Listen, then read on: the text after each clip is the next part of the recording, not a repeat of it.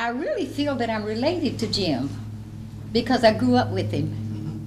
And those of us that grew up from children here in the Asheville area, we know what segregation was all about.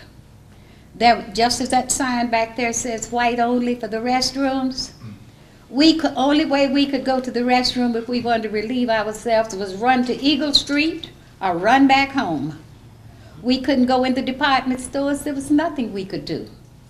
We could not sit down at the counter, nor could we have a sandwich. We could stand at the end of the counter and get a sandwich, but our parents could work behind those counters. We had to pass the schools to get to the school that we could go to, but we couldn't go to the school that was near us.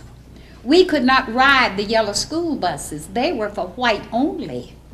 We could not go to the parks like there on French Broad, Aston Park, Montfort Park. I lived in that area, and as children, we would walk down Montfort Avenue and just look over at the park and just wish that we could go over there and play, but we couldn't.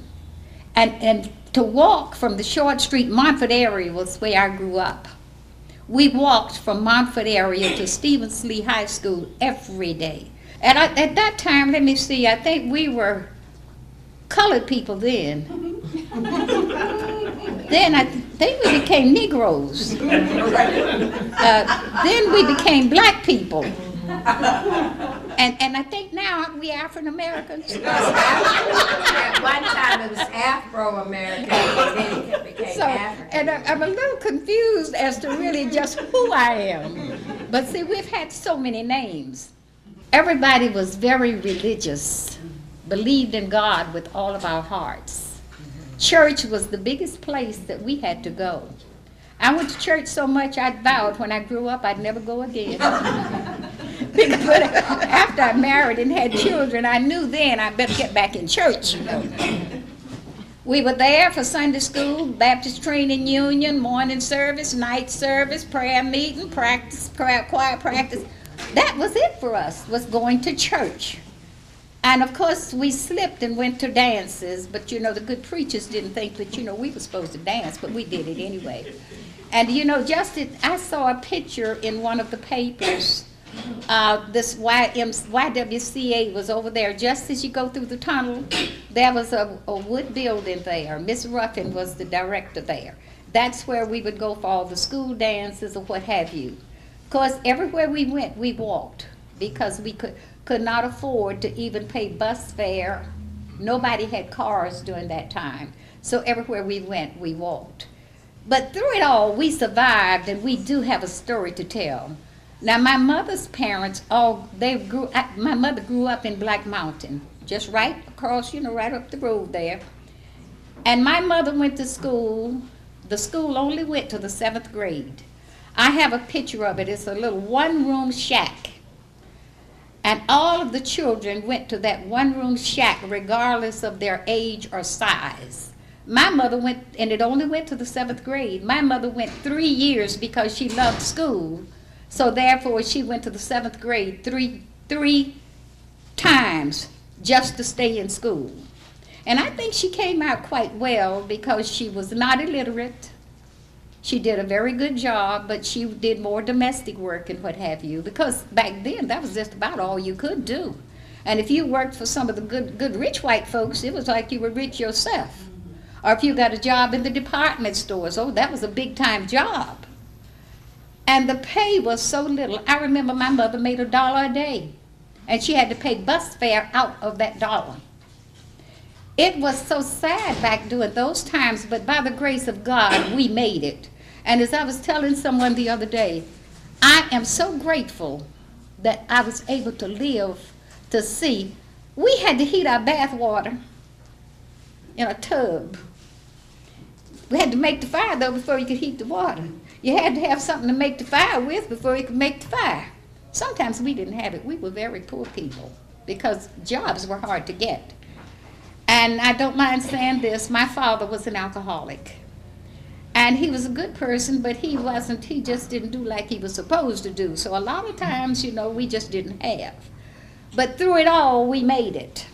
But I'm grateful today that I was able to live to say, I like pushing a button lights come on. I like pushing and the heat will go down or up.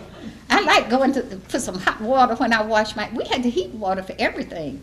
And I don't mind saying this, we got a good bath once a week. I'm serious, I'm just being honest about it. Because if you didn't have time in the mornings to make a fire and heat the water and get in the tub, so you washed up, but you sure didn't get no bath every day.